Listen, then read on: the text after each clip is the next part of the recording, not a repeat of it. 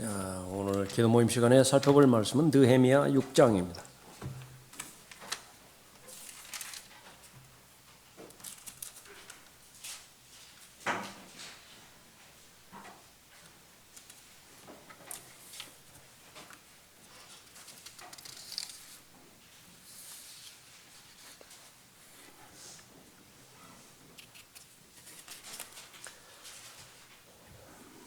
이 1절부터 14절까지 살펴보겠는데요.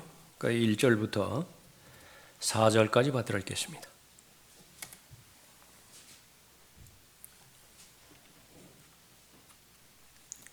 산발랏과 토비아와 아라비아인 게셈과 우리 원수들 중 남은 자들이 내가 성벽을 건축한 것과 그곳에 파손된 부분이 남아있지 않다는 것을 듣고서 그때까지 성문들의 문짝을 달지는 아니하였으나 산발랏과 게셈이 내게 보내어 말하기를 오라 우리가 오노 평지에 있는 마을들 중 하나에서 만나자 하더라. 그러나 그들은 나를 해치려 생각함이었더라. 이에 내가 그들에게 사자들을 보내어 말하기를 내가 지금 큰 공사를 하고 있으므로 내려갈 수 없노라. 어찌하여 내가 이를 떠나 너희에게 내려가 공사를 중단시키겠느냐 하였더라. 그들이 그와 같이 4번이나 내게 보내었으나 내가 그들에게 같은 방법으로 대답하였더라. 계속 성벽 위에 머물러 있으라라고 하는 제목으로 말씀드리겠습니다.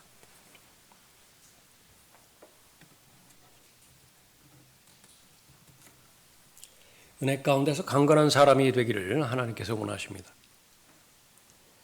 강한 사람은 어떤 사람이냐? 간략하게 말해서 하지 말아야 할 것을 하는 사람이고요. 하지 말아야 될 것을 하지 않는 사람입니다. 내가 알아요. 무엇을 하지 말아야 될 것인지. 근데 그것을 하지 않는 사람은 강한 사람입니다. 매우 강한 사람이. 또 해야 할 것을 하는 사람입니다. 그 역시 마찬가지죠. 그 내가 압니다. 내가 지금 7살짜리라면 7살 연령에 맞게 내가 또 아이를 하나 둔 그런 아버지의 입장이라고 한다면 그 위치에 맞게 목사라면 목사의 그 위치에 맞게 아는 거예요. 무엇을 해야 할지를 알아요. 그것을 하면 강한 사람입니다. 그러니까 영적인 하나님의 말씀 가운데서 그대로 잘 적용이 되어지죠. 그리고 그것이 의미 있기 위해서는 해야 할 것을 계속 할 수 있는 사람입니다. 꾸준히 하는 사람이. 할 만한 때에는 하다가 또 그러지 못할 때는 못하는 것이 아니라 계속 하는 거예요. 이것이 하나님의 일과 또 이 하나님과 관련된 사역이라고 한다고 한다면 그것은 사람의 힘으로는 불가능합니다. 이것이 하지 말아야 될 것을 하지 않기 위해서는 하나님의 힘이 필요하고요. 마찬가지로 해야 할 것을 하되 한두 번 하고 그치는 것이 아니라 끝날 때까지 완성될 때까지 다 이루었다 말씀하실 때까지 다 이루기 위해서는 하나님의 능력이 절대적으로 필요한 사람이죠. 그래서 우리에게 교훈으로 알려주십니다. 심지 않으면 거둘 것이 없어요. 긍정적인 면과 부정적인 면 다 마찬가지죠. 죄를 심지 않으면 징계를 거둘 이유가 없습니다. 심판을 거둘 이유가 없어요. 그러니까 죄를 심었기 때문에 징계와 심판을 거두게 되는 것이죠. 또 마찬가지로 선과 덕, 또 그 성품을 심었을 때에 그것은 바로 예수 그리스도의 충만하심에 장사한 분량에 이르는 열매를 거두게 되는 것이죠. 그래서 심어야 됩니다. 하나님의 일과 하나님의 역사를 이루기 위해서는 반드시 심어야 돼요. 그런데 알려주시는 것은 그 목적, 그 동기로 심고자 했을 때 한 사람도 예외 없이 쉽게 포기해야 될 직전에 다다른다는 사실. 한 사람도 예외 없습니다. 예수님도 마찬가지예요. 그래서 예수님께서 우리의 본을 보여주신 것이죠. 쓰러지기 직전까지 가는 것인데 쓰러지는 사람이 있고 쓰러지지 않는 사람이 있습니다. 쓰러지지 않는 사람은 뭐냐면 낙심하지 않는 사람이고요. 이것은 내가 할 수 있어요. 하나님은 하나님의 뜻이 있지요. 하나님의 의지가 있는데 그 하나님의 뜻이에요. 나도 내 뜻과 내 의지가 있습니다. 이것은 독립적이에요. 내가 하나님의 뜻을 존중하고 하나님의 뜻에 순종하고자 하는 마음의 준비가 되어 있을 때 성령 하나님께서 내 마음의 뜻과 내 마음의 의지를 읽으십니다. 그리고 나서 그 의지와 하나님의 의지, 하나님의 뜻을 합해 주세요. 하나님과 동역을 이루는 것입니다. 그러면 이제 쓰러지지 않습니다. 낙심하지 않는 것입니다. 인내라고 하는 하나님의 때를 잘 견딜 수만 있다라고 한다면 이제 거두는 거예요. 오늘 느헤미야의 이 부분이 좋은 예가 되는 것입니다. 느헤미야는 아주 지금 큰 일을 하고 있죠. 큰 공사를 하고 있다. 그것은 커다란 하나님의 일입니다. 커다란 하나님의 사역이에요. 다 똑같은 말입니다. 그런데 그 부분들은 하나님의 관점에서 볼 때 큰 공사예요. 그것이 사람의 관점에서 볼 때도 클 수가 있고요. 또 사람의 관점에서는 달리 보여질 수 있습니다. 별거 아니해 보일 수 있어요. 그러나 그때가 중요한 거예요. 내가 볼 때 작은 일처럼 보이는 일이 있다고요. 적은 일처럼 보이는 일이 있고요. 그건 알게 모르게 좀 시시하게 보일 수도 있어요. 그러나 그것이 하나님과 관련이 있고 그 일을 마쳤을 때 하나님께서 기뻐하시고 하나님께 영광이 돌아간다라고 하는 성령의 인도하심과 확신이 있다라고 한다면 그것은 세상 일과 비교가 되어지지 않는 것입니다. 지금 대제국 바빌론 제국이라든지 페르시아 제국이라든지 얼마나 많은 이런 건설 공사가 있겠어요? 토목 공사가 있었겠습니까? 세계 7대 불가사의 중에서 막 들고 그러잖아요. 그 가운데서 정말 첫 번째 성전에 비하면 아주 초췌할 수밖에 없는 이 스룹바벨 성전, 그 공사를 짓는데 뭐 그리 대단해 보일까요? 그러나 하나님께서는 큰 공사라 그렇게 말씀하고 있는 것입니다. 이 큰 공사가 마귀에 보기에도 큰 공사에 틀림이 없어요. 이 공사는 진행돼서는 안 되는 것이고요. 반드시 중단이 되어야 되는데 하나님의 일이라고 하는 것은 하나님의 사람들에 의해서 진행되고 완성되듯이 그 하나님의 일을 방해하는 마귀는요. 반드시 마귀의 사람들, 마귀의 세력들을 동원해서 방해하고 있는 것입니다. 그것이 사탄과 하나님과의 싸움이에요. 사탄의 종들과 하나님의 종들과의 싸움입니다. 하나님께서는 무엇입니까? 계속 머물러 있으라. 성벽 위에 계속 머물러 있으라. 그 마귀의 공격은 무엇입니까? 내려오라. 그만했으면 됐다. 내려오라. 지금까지 이제 폭력을 동원해서 그렇게 공격을 하던 적들이 이제는 그것이 불가능한 것을 알고 이제 타협안을 제시하는 것입니다. 오늘 본문 말씀을 통해서 세 가지 타협안으로 제시가 되어지는데 그 가운데서 마귀의 정체를 드러낼 수 있어야 되고요. 가장 적절하게 그 공격에 대해서 내가 잘 구체적으로 상세하게 대처할 수 있어야 됩니다. 그래서 마귀가 제일 좋아하는 것은 관념 가운데 그렇게 제한시켜버리는 믿음 신앙. 그건 뭐 마귀는 절대로 겁도 안 내고 또 간섭하지도 않아요. 그냥 신념만 가지고 있는 거. 그러니까 절대 반드시 하나님으로부터 지혜를 간구하고 구체적으로 지금 내가 현재 여기에서 오늘 이 시간에 일어나는 모든 일들 그 배후에는 바로 하나님의 모든 합하여 선을 이루고자 하는 하나님의 뜻이 있다라고 한다면 그것은 동시에 마귀의 공격이 있게 되는 것입니다. 하나님의 뜻을 배제시키고 아예 관심도 없어요. 그냥 오로지 처음부터 끝까지 내 육신의 동기와 내 육신의 뜻대로 행한다라고 한다면 마귀는 그것처럼 안심할 수가 없는 것입니다. 아무런 경각심을 갖지 않아요. 그냥 내버려 두기만 하면 되는 것입니다. 뭐 주의 이름을 부르든지 만세 삼창을 하든지 뭐 또 여러 가지 외우든지 밤을 새든지 새벽에 잠을 덜 자든지 아니면 굶든지 마귀는 전혀 상관이 없어요. 그러나 정말 살아계시고 영원하신 하나님을 기쁘시게 해드리고 하나님께서 원하시는 뜻이다. 그러면 절대로 방관하지 않다는 사실입니다. 계속 성벽 위에 머물러 있으라. 제일 첫 번째는 간사함으로 공격할 때 계속 성벽 위에 머물러 있으라 그 말하고 있습니다. 방금 읽은 1절부터 4절까지의 그 내용입니다. 백성은 다시 일터로 돌아왔고요. 또 이 적들도 마찬가지였습니다. 산발랏이라고 하는 인물이 대표적으로 나오죠. 이 지도자에 해당되는 느헤미야 그 공격입니다. 그러니까 첫 사람, 그 제일 중요한 그 사람만 공격하면 끝나는 거예요. 그래서 그 지도력이라고 하는 것은 한 사람에게 달려 있습니다. 그래서 하나님께서는 한 사람에게 집중하는 거예요. 여러분 모두가 다 지도력을 가지고 있는 사람입니다. 그것을 확신할 수 있어야 돼요. 그 영적인 지도력을 통해서 어떤 한 사람을 통해서 계속 여러분의 삶을 인도하는 것은 오전 성경 공부 시간 때 은사를 주신 목적에 대해서 그 효과적인 부분에 대해서도 언급했지만은 시간차만 있을 뿐이죠. 여러분 모두가 다 지도력으로 무장하게 만들 목적이에요.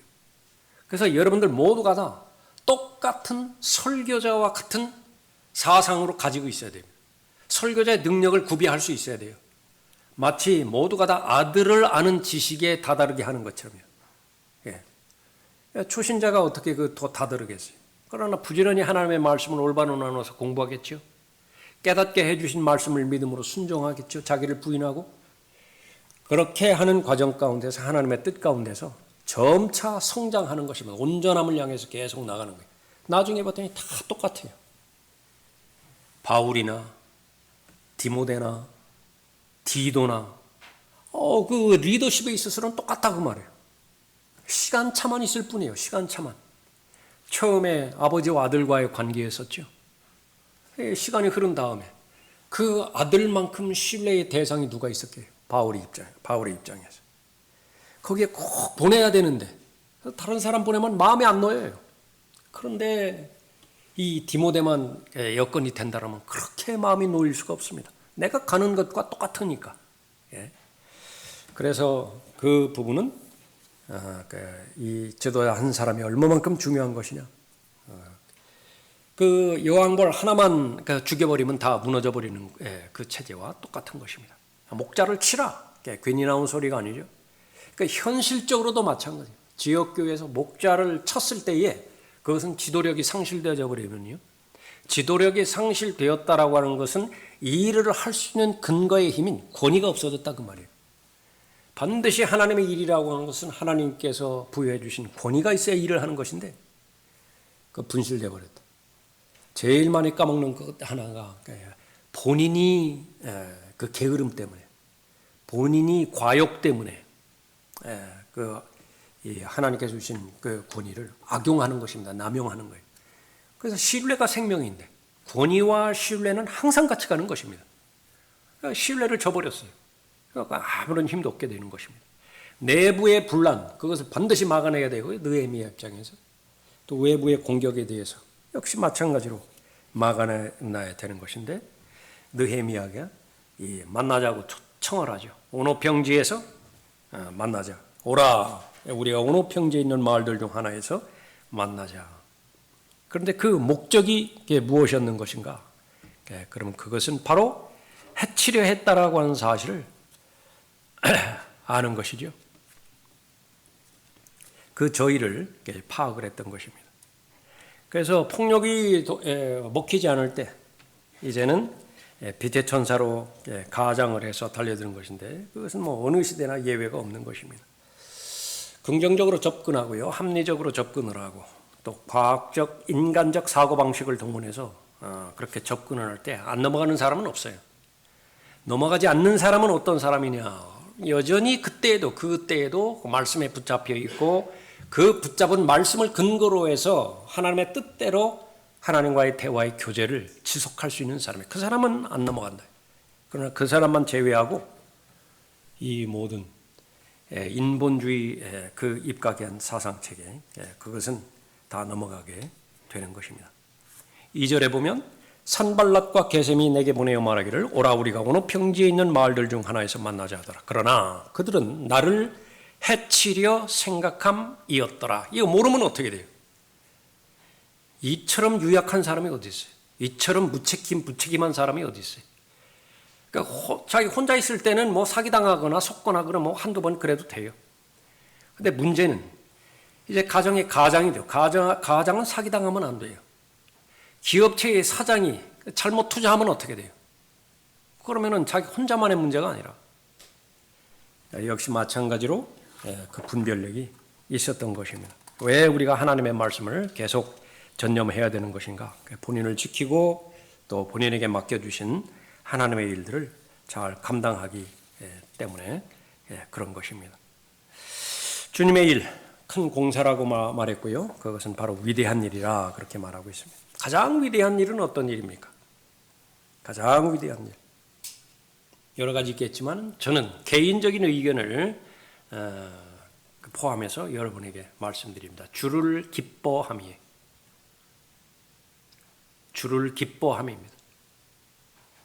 그래서 느헤미야 8장에서도 고백을 하죠. 우리의 능력이 무엇이냐? 우리 힘이 무엇이냐? 한마디로 말합니다. 주를 기뻐합니다. 그러니까 어느 때에 주를 기뻐하는 것이냐? 그렇게 강조했던 말씀과 기도예요. 은혜를 받을 때에 그 은혜에 대해서 깨달아지고 은혜에 대해 깨달은 것에 대해서 올바로 반응을 하는 것이 감사와 기쁨 아니겠어요? 찬양 아니겠습니까? 그러니까 그것이 바로 힘이다라고 말하는 것입니다. 모든 백성이 가서 먹고 마시며 음식을 나눠 보내고 크게 즐거워하였으니 먹고 마시니까 음식 막 나눠 먹으니까 얼마나 좋아요. 얼마나 기뻐요. 우리 그리스도인들을 만날 때도 음식이 빠지면 허전하죠. 그래서 당분간은 주일날 오전 그렇게 식사하는데 좀 미안한 감이 아직까지도 있습니다. 좀 그 교회들처럼 좀 풍성하게 그렇게 하는데 좀 그렇게 됐으면 좋겠어요. 근데 조건이 좀 그 설비가 좀 되면은 되죠. 근데 그 설비도 잘 갖춰지지 않은 상태에서 막 복닥복닥하면 주객이 전도되는 것입니다. 그런데 먹고 마시는 것이 즐거운데요. 그것은 그냥 결과일 뿐이고 원인이 어디에 있었느냐 말씀합니다. 이는 그들이 자기들에게 선포된 말씀을 깨달았습니다. 사도행전 2장과 똑같습니다. 지금 말씀이 느헤미야 8장 12절인데요. 하나님의 말씀이 선포되었고 그 말씀이 깨달아졌어요.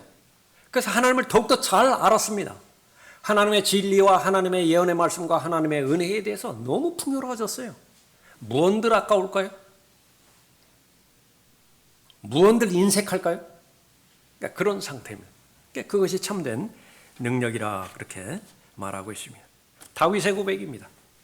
이는 주의 뜰들에서의 하루가 첫날보다 나으며 악의 장막들에 거하는 것보다 내 하나님 집에서 문지기가 되는 편이 더 나음이니다. 그러니까 제가 가장 부촌을 한번 떠올려 보십시오. 미국 캘리포니아 어느 지역에 있어요? 그것도 그냥 이렇게 말 그대로 맨션. 그러니까 전에도 한번 말씀드렸듯이 인터넷 같은 데서 다른 거 보지 마시고요. 그런 쪽에 한번 들어가서 많이 좀 구경하셨으면 좋겠어요. 정말 왕들이 살 법한 그런 그 부분들 떠올리세요. 그리고 그 비교해서 우리가 올라가서 살게 될 부분입니다. 그러나 지금 현재 이 시점에서 그곳에서 사는 사람이 있다고요. 그에 비해서 내가 살고 있는 거주지는 거주지라고 할 수 없을 정도로 그렇게 아주 빈약한 그런 부분도 있겠죠. 그러나 문제는 누구와 함께 있느냐라고 하는 것입니다.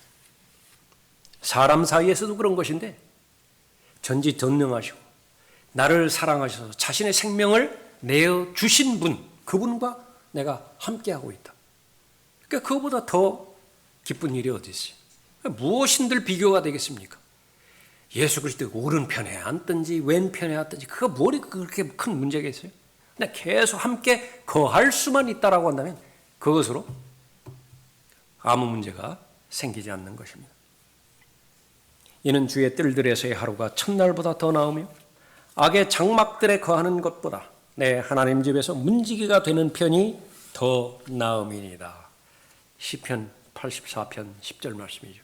라오디케아 교회 한번 적용시켜 보십시오. 무엇으로 인해서 내가 가장 기뻐하는 것인가? 내가 기쁨과 즐거움을 계속 안고 살아가는 그 동인이 되어지는 것은 과연 무엇이더냐?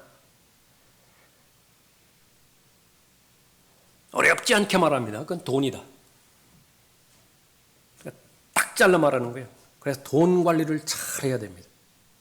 그 기준을 넘어서지 않도록 자신의 마음을 붙잡아 매야 돼요. 돈은 이용의 수단이에요. 목표가 희미해지면 이제 돈이 목적이 되어지는 것인데 그 경계선은 너무 희미해집니다. 너무 쉽게 범해지게 되어지는 것이에요. 자동차로 말하면은 자동차가 가는 데 목적이 있죠. 타이어가 있습니다. 운전대가 있어요. 주님과의 교제, 말씀과 기도는요, 반드시 운전대가 되어야 됩니다. 한번 탔다 그러면은 한번 잡죠. 그러면 설 때까지 절대로 놓지를 않아요. 무엇을 하는지 말씀과 기도의 그 과정 가운데서 하나님과 동행하고 하나님의 일을 하죠. 타이어는 어떻습니까? 4개 타이어 말고요. 아무리 시시한 차라 하더라도 뭐 어디에든지 하나 뭐 거의 이렇게 바람 빠진 듯한 폐 타이어 비슷한 거 하나 딱 장착돼 있죠. 예비 타이어죠. 처음에 자동차 이렇게 차고 다닐 때 다마스 그 중고를 그렇게 구입을 했는데 맨 그 뒤 꽁무니에 그 하나 딱 달려 있더라고요. 그거 뭐 사용하리라 생각은 안 했어요. 근데 사용할 때가 오더라고요. 뭐 이거 돌리는 거 뭐죠? 그거 막 돌려가지고서 뭐 차큰가 이렇게 해가지고서 한쪽 바퀴 이렇게 띄워놓은 다음에 그 다음에 또 빼가지고서 그렇게 하고 얼마나 용이했던지요. 그런데 비교하자고 한다면 그렇게 사용하는 때가 라우디케아 교회시더라고요. 평상시에는 아무 필요도 느끼지를 않아요.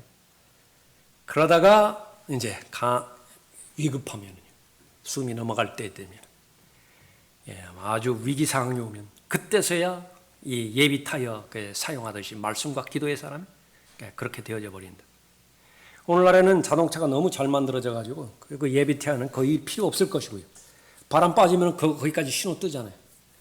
또 운전대마저도 막 기술이 향상돼 가지고 두 손도 필요 없다. 그러니까 시간이 지나면 지날수록 이 시대는요, 하나님이 필요 없는 시대가 돼버려요.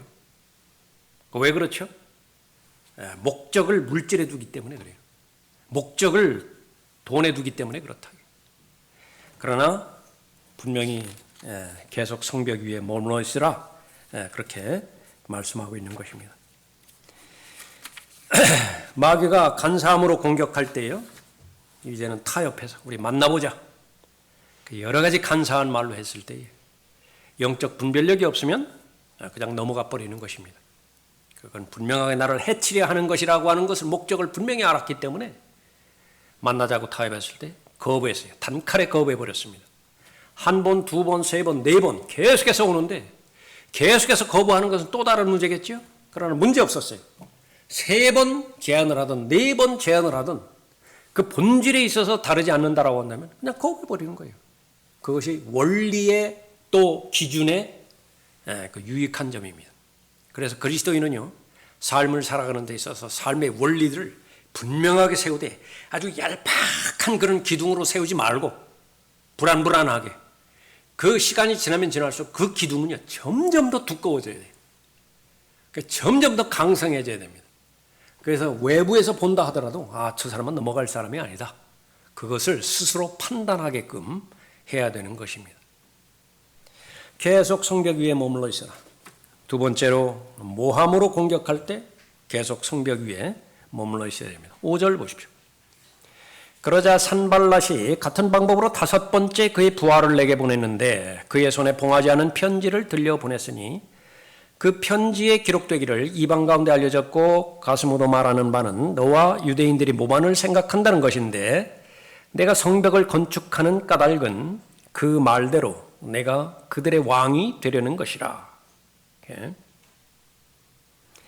이건 이제 사실이 아닌 것을 그러니까 모함을 해서 글로 적어가지고서 전하는 것이죠. 또 내가 선지자들을 임명하여 예루살렘에서 너에 관하여 전파하여 말하기를 유다의 왕이 있다 하였으니 이제 그 소문이 그 말대로 왕에게 전해질 것이라. 그러므로 이제 오라 우리가 함께 의논하자 하였다. 네가 방관한다고 한다면 너를 역적으로 몰아갈 수 있다. 모함으로 몰아갈 수 있다. 예? 그 법적인 소송을 하기 위해서 매일 처음에 그 편지 보내는 걸 뭐라고 그러죠? 좀 도와주셔야 됩니다. 이럴 때. 내용 증명. 내용 증명 보내는 거라고요. 그러니까 이러한 근거에서 이렇게 했는데도 아무런 반응이 없습니다. 그래서 그 왕에게 고소를 하는 거예요. 이렇게 네가 모반을 하고 있다. 8절에 그때 내가 그에게 보내어 말하기를 내가 말하는 대로 그렇게 된 일들은 없으니 내가 내 마음속에서 꾸며내는 것이라 하였다. 완전히 폭로시켜 버립니다. 그 저희를. 이는 그들 모두가 우리로 두렵게 하여 말하기를 그들의 손이 일하는데 약해져서 이루지 못하리라 함이라. 그러므로 이제 오 하나님이여 내 손을 힘있게 하소서. 최종적인 목적은 여기에 두렵게 하여라고 하는 부분이 있죠. 13절도 보십시오. 그러므로 그가 매수되었으니 이는 나로 무서워하게 하고. 스마야라고 하는 사람이 적에게 매수되었어요.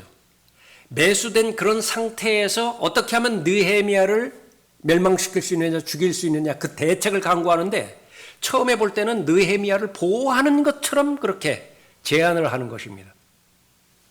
마치 발람처럼 말이죠. 그런데 그 모든 결과는 무엇으로 쫓아가려면 느헤미야를 두렵게 만드는 거예요. 무섭게 만드는 거예요. 언론을 무섭게 만들고 적들을 무섭게 만들고 일의 진전이 더디되어지는 것을 두렵게 만들므로 인해서 결국은 하나님을 두려워하지 않게 그렇게 만들어가는 것입니다. 그러나 그때에 역시 마찬가지로 하나님의 뜻 가운데 우뚝 서 있음으로 인해서 계속 성벽 위에 머물러 있는 것입니다. 얼마나 많은 모함과 음모 그것이 그리스도인의 삶을 공격하고 있습니까? 하나님의 일에 온전하게 100% 헌신한 느헤미야 삶을 마귀가 공격하지 않는다라고 한다면 그건 마귀로서의 그 존재 가치가 없어요. 그러니까 반드시 고소해야 되고 모함해야 되고 또 배반자들을 동원해서 공격을 해야 되는 것입니다. 그때의 가장 중요한 것은 뭐냐면 마음을 지키는 것입니다. 그래서 최선을 다해서 부지런히 열심을 다하여 내 마음을 지키라. 삶의 모든 문제들 다 거기서 난다. 외부 환경이 아니에요. 산발렛 때문이 아닙니다. 토비아 때문이 아니에요. 예? 그 사람들은 별의별 말을 다 할 수가 있다. 그런데 정말로 중요한 것은 그 말들에서 어떻게 반응하느냐. 거기에 달려있다라고 하는 것이죠. 그러면 어떻게 마음을 지키는 것이냐? 그 마음을 지킨다라고 하는 것이 잠언 4장 23절 말씀인데 항상 그렇죠. 성경에는 거의 대부분이요. 명제를 하나 탁 제시를 하죠. 그러면서 그 명제가 어떻게 나에게 진리가 될 것이냐라고 하는 것을 그 다음 절에서 상세하게 푸른다고요. 24절부터 계속되어지는 말씀. 그 구체적인 말씀이에요. 완고한 입을 내게서 제거하라. 언어 생활이죠. 혀를 통제하는 것을 말이죠. 혀를 통제하지 않고서 마음을 지킬 수 있는 사람은 없어요. 사악한 입술을 내게서 멀리하라. 내 눈으로 바로 보게 하며 마땅히 봐야 할 것을 반드시 봐야 되고요. 봐서는 안 되는 것은 반드시 보지 말아야 돼요. 한두 번 성공하고 그치는 것이 아니라 계속 그렇게 해야 됩니다. 계속 보지 말아야 돼요. 계속 봐야 됩니다. 그러면 마음을 지킬 수가 있는 것입니다. 내 발이 가는 길을 잘 살펴 내 모든 길을 굳게 세우라. 구령자들 어디 가죠?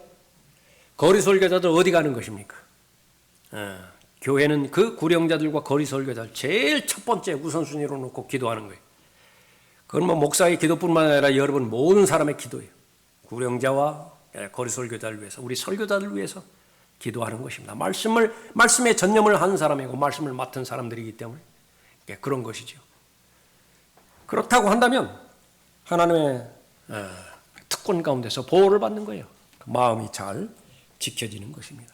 오른편이나 왼편으로 돌이키지 말고 내 발을 악에서 떠나게 하라. 이 모함과 관련되어서 라카말 목사님의 간증을 주석에서 그렇게 언급하고 있습니다. 이 글을 읽을 때요, 여러 지역교회가 다 떠오릅니다. 서울교회는 물론이고 그 중에서도 제일 많이 떠오르는 것이 청주의 신영렬 목사님이에요. 참 대단한 영웅입니다.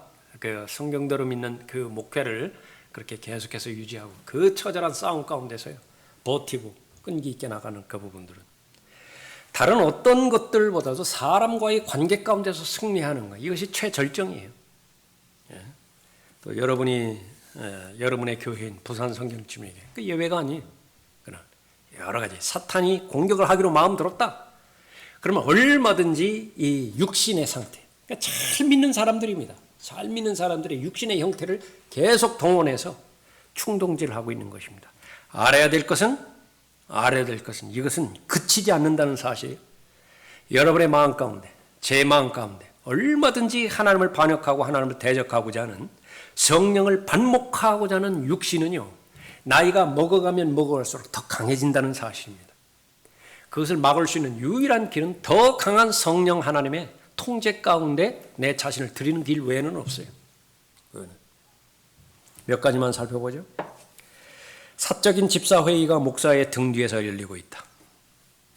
두 번째, 다른 도시에 있는 젊은이를 영입하고 나중에 목사 자리에 앉힐 생각을 하면서 현 담임 목사와 함께 동역자로 사역하게 하려는 시도들이 있었다. 세 번째, 목사에게 책임 소지가 있게 될 청구서를 교회가 지불하지 못하게 하도록 회중에게 헌금을 내지 말라고 조장하는 것이다. 목사에 대한 반대 소송을, 법적 소송을 일으켜서 법정에 세우려는 위협이 진행된다. 목사가 성경 공부만을 가르치고 있을 때 모든 반 목사 교인들이 패거리를 지어 강당 앞줄에서 목사를 노려보게 하는 것이다. 그거 한번 경험해 봤어요? 여기서 목사가 설교하는데 이렇게 팔짱 딱 끼고 이렇게 한번 쳐다본다고. 그거 이겨내야 되는데 여러분 이겨내셔야 됩니다. 예. 교회로 다시 돌아오는 이전의 회원들을 재규합하여 투표를 통해 목사를 추출하는 행위다. 아무 믿음도 없는 사람들이에요. 근데 이미 나갔던 사람들, 교회에 문제가 있다고 보니까 벌떼처럼 모였는데 수요 기도에 단 한 번도 참석하지 않은 사람이요. 교회에 문제가 있으니까 한 번도 빠지지 않고 계속 참여를 한다.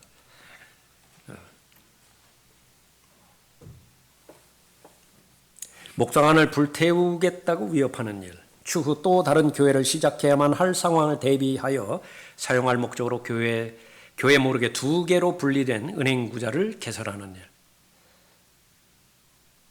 뭐 여러 가지 이렇게 와서 지금 8번째까지 왔는데 쭉 읽으면 17개나 그렇게 있습니다. 마지막 보면은 내가 교회를 사역하는 동안 라크만 목사님이죠. 17가정들이 한 주일에 일제히 떠나기도 했다. 그래서 물었대요. 그러면 어떻게 했습니까? 그러니까 이런 상황을 봤을 때 라크만 목사님의 답변이 어리석게도 느헤미야처럼 했습니다. 느헤미야가 어떻게 했어요? 그냥 기도만 했대요. 기도만. 하나님께서 그렇게 해주시라고. 계속 성벽 위에 머물러 있으라. 여러분에게 반드시 닥칠 것입니다. 형태와 내용은 다르다 하더라도 여러분의 가정을 하나님께서 세우셨다라고 한다면, 여러분의 교회가 주님의 피로 사신 그런 하나님의 영향력이 있는 교회라고 한다면 이 싸움은 그치지를 않아요. 그래서 하나님께서 교훈을 주시는 것입니다. 계속 성벽 위에 머물러 있는데 그 방해가 되지는 마지막 세 번째, 위협으로 공격할 때입니다. 위협으로 공격할 때 계속 성벽 위에 머물러 있어야 됩니다. 10절 보십시오. 그 후에 내가 두문불출하는 무헤테브엘의 손자 들라의 아들 스마야의 집에 가니, 이 사람 매수된 사람이에요. 그가 말하되 우리가 하나님의 전에서 즉 성전 안에서 만나 성전의 문을 닫자. 그들이 너를 죽이러 오리니 실로 그들이 밤에 너를 죽이러 오리라. 고맙죠? 이런 말하면 너 살려면 성전 안에 들어가서 있어야 된다. 내가 말하기를 나 같은 자가 도망하겠느냐? 나 같은 자로서 누가 자기 생명을 구하고자 성전으로 들어가겠느냐? 내가 들어가지 아니하리라 하였더라. 왜 그렇죠? 꿰뚫고 있었던 것입니다. 보라, 나는 하나님께서 그를 보내신 것이 아니라는 것과 그가 나를 대적하여 이 예언을 발표하였음을 알았노니 이는 토비아와 산발랏이 전에 그를 매수하였습니다. 그러므로 그가 매수되었으니, 스마야가 매수된 거예요. 이는 나로 무서워하게 하고, 마찬가지죠. 그러니까 이런 위협과 이런 공갈을 봤을 때 이거 두려움에 떨게 만든다. 너 죽을 줄도 몰라. 방탄복은 최소한 입고 다녀야 될 거 아니야. 안전하게 성전 거기서 문 걸어 잠고 나오지 마. 그렇게 행하여 죄를 짓게 하여 아주 중요한 말입니다. 무수하면 죄를 짓게 될 수밖에 없어요. 죄를 짓게 하여 그들이 악한 소문을 위한 일을 만들어 나를 비난하고자 함이더라. 기도죠. 나의 하나님이여, 주께서는 나를 두려움에 처하게 하려 한 토비아와 산발랏과 여선지자 노야다와 선지자들의 남은 자들을 그러한 그들의 행위들에 따라 생각하소서. 하나님의 처분에 맡깁니다. 하나님께서 올바른 그런 과정 가운데서 인도해 주십시오. 느헤미야, 백성들 가운데서 존경을 받는 사람이었고요. 큰 권위를 가진 그런 사람으로서 중요한 위치에 있었던 것입니다. 이 사람이 내려오면 어떻게 돼요? 그냥 일반 사람이 내려오는 것하고 좀 다르죠. 무너짐이 큽니다. 영향력이 커요. 다시 일어서지 못할 수도 있습니다. 사역은 멈췄을 것이고요. 완성되지 못했을 것입니다. 예루살렘 전체가 이 느헤미야의 리더십에 완전히 달려 있습니다. 하나님의 사람입니다. 한 사람이 중요하다고요. 한 사람. 그런데 예수 그리스도께서 보혈을 흘려주신 이유는 바로 한 사람 때문이죠. 여러분, 각 한 사람 때문에 그렇습니다. 그것이 시작이라고 한다면 계속해서 지금도 말씀하시는 것은 예수 그리스도께서 여러분을 지켜보시는 것은 물론이고, 여러분의 동역자 말할 것도 없고요, 여러분을 대적하는 자들도 다 지켜보고 있는 것입니다. 그만하면 내려올 것이다. 찬송, 어느 찬송 소개하면서 잠깐 했었죠. 사역하러 그렇게 가서 내가 갔다 오보니까 집이 타가지고 두 아들이 다 죽었어요, 화상으로. 동네 사람들 다 말합니다. 더 사역 못할 거야. 더 사역 못할 거야. 작시를 해서 찬송을 합니다. 주님의 뜻을 이루소서인가요? 정확하게 기억은 안 나는 것인데 계속 가는 것입니다. 무슨 능력으로 했겠어요? 다른 사람보다 의지력이 더 강했을까요? 틀림없는 사실은 성령께서만이 주실 수 있는 격려와 담대함과 용기를 주신 것입니다. 그리고 하나님의 관점에서 보여주신 거예요. 그 죽음이, 자녀의 죽음이 어떠한 하나님의 영광으로 연결이 되던가. 또 그렇게 사람들이 수근수근하고 사람들이 말을 할 때 여러 가지 험담하고 모함하고 사실과 관련 없는 말을 할 때에 정말로 하나님 앞에 어떠한 내 반응을, 내 간증을 하나님 앞에 돌려주기를 원하는 것이냐, 그것을 행할 때에 성공했던 그런 부분이죠. 우리의 사명은 분명합니다. 마귀의 공격에 맞서서 싸워야 됩니다. 틈을 주지 말아야 되는 부분에 있어서는 틈을 주지 말아야 되고요. 하나님께 가까이 다가감으로 인해서 마귀를 대적하는 그 영역이라고 한다면 그 길 외에는 없어요. 하나님 앞에 가까이 다가서지 않은 상태에서 마귀를 대적하는 것은 그건 또 하나의 마귀의 술책에 넘어가는 것을 말하는 것입니다. 그래서 각각의 경우에 어떻게 대처를 해야 될 것이냐, 그것을 잘 분별해서 모든 마귀의 공격에 대해서 하나님께서 주시는 분별력을 가지고 잘 꿰뚫어 해석하고요. 그것이 바로 내 육신의 허약함 가운데서 오는 것이냐, 기도 부족으로 오는 것이냐, 아니면 내가 설마 했던 내 교만으로 오는 것이냐, 분명하게 안다고요. 그때마다 주시는 하나님의 인도하신 가운데서 결코 전쟁터에서 물러서지 않는 것입니다. 내려오지 않는 거예요. 하나님께서 세우셨다라고 한다면 계속 거기에 머물러 있는 것입니다. 사명을 완수하는 것이고요. 그렇게 된다라고 한다면 느헤미야를 통해서 하나님께서 복을 주셨듯이 여러분 자신의 삶을 통해서 여러분과 관련되어 있는 모든 영역에 있어서 하나님께서 복을 주시고 그 여러분의 수고를 하나님께서 기억해 주시고 복 주실 것입니다. 기도하겠습니다. 아버지 하나님, 오늘도 진리의 말씀 저희들에게 허락해 주셔서 또 하나님의 뜻을 그렇게 잘 알게 해 주시고 얼마 남지 않은 이 마지막 날들, 그 마지막 때를 살아가는 하나님의 자녀들, 성경대로 믿는 사람들이 영적 전쟁에 있어서 어떠한 자세와 어떤 태도를 취해야 되는 것인지 잘 알려주셨습니다. 무엇보다도 마귀의 구체적인 술책이, 계략이 무엇인지 잘 분석해내야 될 그런 상황입니다. 하나님의 말씀에 거울러 하나님의 말씀의 통로로 계속해서 주시하고 정신 차리고 잘 깨어있는 상태에서 성령 하나님께서 가르쳐주시는 분별력을 늘 유지할 수 있도록 인도해 주십시오. 무엇을 하든지 하나님과의 동행이 단절되지 않도록 인도해 주시는 가운데 하나님의 은혜 가운데서 모두가 다 강건한 그리스도의 훌륭한 일꾼들로서 또 군사들로서 자신의 역할, 하나님께서 넣어주신 그 영역에 있어서 신실하게 최선을 다하는 믿음의 사람들 되도록 복 주시기를 간구를 드립니다. 해야 할 일들을 해야 됩니다. 하지 말아야 될 일들은 결코 하지 말아야 됩니다. 죽기까지 신실하게 마땅히 해야 할 일과 하지 말아야 될 일, 그 일들을 행해야 되는데 절대적으로 성령 하나님의 능력이 필요합니다. 말씀의 조명이 필요합니다. 또 동역자들의 중보기도가 필요합니다.